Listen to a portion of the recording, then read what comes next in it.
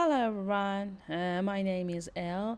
I've been working as a producer for animation and game, and today I'm going to discuss about the project management and what a producer or a manager does in the industry of animation and game, and what are the similarities, what are the differences, and also what kind of companies, what kind of project we do have, what kind of methods exist, and also what's the best method for us. In the end, we're going to talk about the best tool that we can choose for managing our team. So, for the first part, I decided to just categorize what we're going to speak about and prioritize it with first of all knowing the company's type and size, which is just containing a big, we call it large, and the mid size, and also in a small size company. The difference of these companies normally goes to the number of people working for them, but as a matter of budgeting, it differs from a small company to a big company. Normally, larger company have bigger budgets, but it doesn't mean that a big project can't be done in a small company or a small studio. So we can see here that the difference between the layers of the management there, that because a company is bigger and larger, there are so many people working for them, it means that the layer of management and the layer of the people are more there, and it kind of like more hierarchical to comparing to the small companies. And it's kind of like if I want to say, in my opinion, you'll be more heard in smaller companies because you can have access to your upper management or lower management, or even teams with their managers. They see each other more and they communicate more, so kind of like feeling be more heard than bigger companies that you're working in some layers that you may don't have access to your executives, or have rare access to your executives. So let's talk about the production team, that who's working on the team, and compare it to what's the difference between production team in a big company or a small company, and also what's the difference of working as a producer for a game or animation company. So normally, if we consider a management team in animation, we work for as a producer, production manager, and coordinator and assistant. And in game company, normally we don't have a production manager. We have a project manager, and their task and their responsibilities differ. But if in general producers are accountable for timing and budgeting and communicating with clients, in animation and film production managers are more accountable for tasks and team plans, and coordinators are and assistants are the hand of the production for managing the data and managing the day-to-day life of the project and production, and gathering all the information in same files, and providing minutes of meetings and things like that. But in other side, project managers working for games, they're knowledgeable for uh, codings, and have an understanding of working in tech, have an understanding of codings, and also have an understanding of project management. So, if you're working for a big company, you will see normally more of producers, coordinators, assistants, project managers, or production managers than small company. And also, let's say that if you're small, working in a small company, sometimes you share responsibilities to one job roles. For example, if you're working as a producer, you may be accountable as a production manager or coordinator as well in a small company. But when it goes to bigger companies, the large companies or mid-sized companies, you may work only as your job role says, as only as a producer or production manager, because the number of tasks and number of input and outputs are a lot, and handling them with one person is kind of like a hard thing to do. For the next part, we're going to talk about the project types. Normally, in film and animation, we're going to divide the project to their time from the short to long, which we call it features. And a short animation or film could be from 1 to under somewhere around 50 minutes, and then a feature goes somewhere from 1 hour, let's say, to 120 or even more, let's say 2 hours, 3 hours, something. Depends on a story, depends on a project, depends on a company working on that. And there are other type of project like series that are the sequences of short films, or these days we're going on macro films. We see the macro films that they're kind of like films under 1 minute for TikToks, for Instagram, something like this, let's say social medias. And there are some types of films and animations that they can be features, shorts, or series, which we call 3D, 2D, live actions, VFX, or even the movies. The type of them are different. The way of approaching to them are different, and also the way of their production is different from one to another. They all have their own difficulties, their own process, and it's better for you to know, even if you're working, for example, for a 3D company, it's better to be aware of a pipeline of a 2D, of a live action, of a VFX. Also, I'm saying a pipeline of a game. In the game companies, there's a different parts, and normally game companies divided to larger to smaller, and their project goes from the large company to small company. It differs, so we call them normally AAA to indies. AAA companies are large. AAA companies are large companies that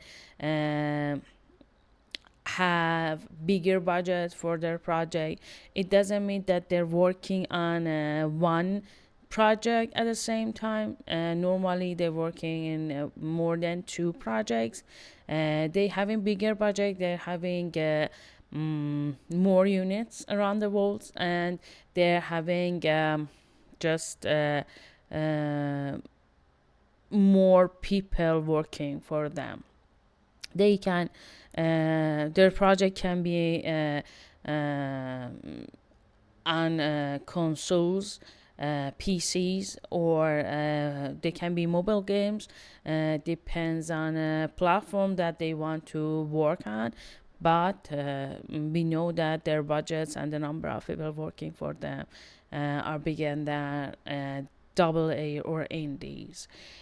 Also, indie project and double A project can work more than one or two or three project, but the time of their outputs and the quality differs from one to another.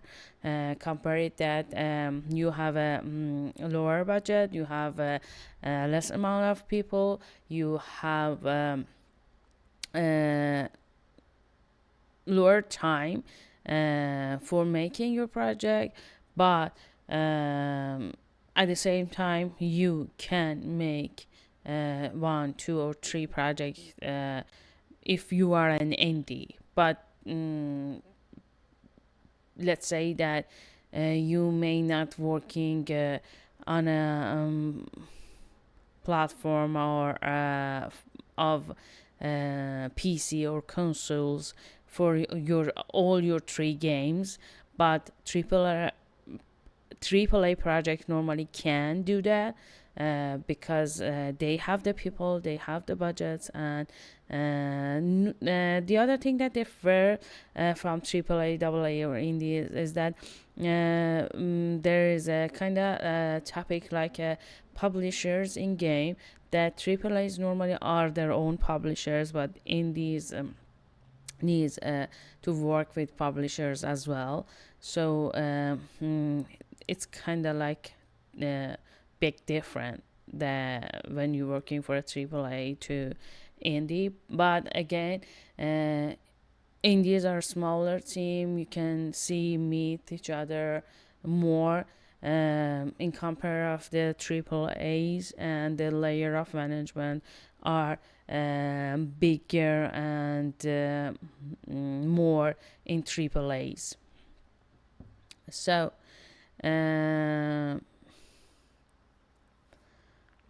normally I can say that normally every AAA game company start from an indie, then they get bigger and bigger. So if you're working for a project as a producer or project manager or a production manager or coordinator, whatever title you're working with, you may hear about some style of making project, and there are some using waterfall, some using agile. You may hear of a product owner term, scrum master term, kanban term, scrum term, whatever term you may heard about. I'm going to just explain it like this: what's the difference, what's the similarities, and which one is the best for which type of a project. Imagine that you're going to you're going to walk on steps, and you're on a fifth step, that you understand that you need something from the first. So you have to pass the fourth, third, and second step to come to the first and get the thing that you missed or forget, that you get back to the fifth one. It just needs time and more effort from you to get back to the first step and get the thing that you wanted. So if you're going to managing a project like this, you're better thinking about each step, what should you do, and you better don't miss or don't forget any part that you get back, because it needs time, it needs money that helps you to get back to the first step. And there are some ways that you can wait your steps, you can prioritize them, But you need to think everything from the beginning when you're making a project. But there are some projects that we have so many unknown things inside, and there are so many questions like why and what and how inside a project, and you don't know how to answer those. So people came to an answer for that, and just they provided another management method that you can get back to your first step and take or pick up the missed part and take it up with to the fifth step that you were in. These kind of methods calls agiles with all its subsets like scrambling, kanban, scrumban, and whatever you may hear these days. The thing is, you try to predict, you try to anticipate your steps and you what you want to do for your project if you can. But if you cannot and you want to make that idea or project, you're saying that okay, I have this time, I have this budget, and I want to make it, but I don't know how. I'll go start doing it, and I try to step back, and step back to get everything fixed. The thing is, when you're going to do such an idea, you need to think about that you're limited to time, you're limited to budget. It doesn't mean that you're not unlimited, but you want to do it. So there must be someone, there must be some team accountable for stopping you from starting over and over.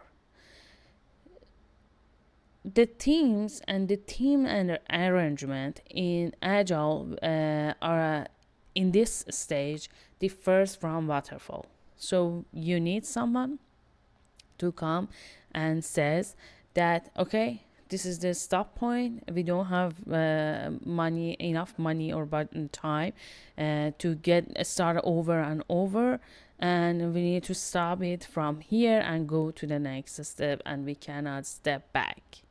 And also you should review each of your step in a short amount of time, in a day, in a week, in a 3 weeks, and you need to step back and restart your process again and again. Some says that for creative projects like what we do on entertainment, on video games, on films, that's a better idea. But at some rather to mix these kind of methods together to have a hybrid one. What I'm suggesting is that if you want to work for an hybrid management style, you need to be careful. Why? Because you need to know waterfall and agile very well, that you know how to mix it and which part need to be mixed for your project. I normally suggest to teams that rather than going for agile or waterfall, think like this, that you need more communication with your team. You need to talk with your team a lot. And if you know each of these methods the best, let's say that you know 90% of waterfall, and you're a good communicator, and you're talking with your team, and you have a friendly atmosphere, go for waterfall if you see you can do it better. But if you see that it doesn't work for you, start it with other methods, but don't miss the communication, and up until the end of your time of working as a project manager or producer. Communication in each of these project methods are the golden key that you shouldn't miss it, uh, regardless of whatever method you choose, even if it's agile or waterfall. Uh, and keep in mind that you're working with creative people and creativity matters for you the most. So, um, we're working in the era that everything is digital. We're working with digital stuff, and we're working with uh, tools of a digital world. Also, we're working with freelancers, and nowadays people are working hybrids, some days from home, some days on site, and there are so many people working in other countries, and your team is global. For that, you need to choose a tool that help you don't miscommunicate. So what I'm suggesting is that none of these tools individually can help you, and you cannot manage your team with one tool. But the tools that you need, first is one chatting tools for your team to have a chat on. You can use Slack, you can use Discord, you can use Telegram, whatever easier for you and your company and your team to choose and use, and they feel comfortable with using them. And then you need a platform for your meetings, that you have your dailies, you have your weekly meetings, monthly meetings, whatever you have, because most of the time you have people working outside and you cannot gather around a table. First you need a chatting platform, you need a meeting platform, and then you need somewhere to plan your project, manage all this stuff at the same time, get the reports and put the reports on. Uh, so depends on your budget, depends on what you are feel free and easy to work. You can choose each of these tools for you, and none of them excels another, and none of them is that we can say is the first, the best that you should pay for, and the other is the least. It all depends on your convenience and your team, that which one you love to choose and which one you think that you are comfortable working with. But if you want to categorize it, always have a chatting, always have a somewhere for reporting, always have somewhere for your artists to see the process, and always have somewhere for your meetings. Now it's your time to ask your question on the comments, and please don't forget to spread the words to the others, share it with your friends, and like it if you find it useful, and also subscribe to my channel to see more contents, as I'm planning to talk more and more about projects and management and all details and secrets that we need to know. Till the next video, bye.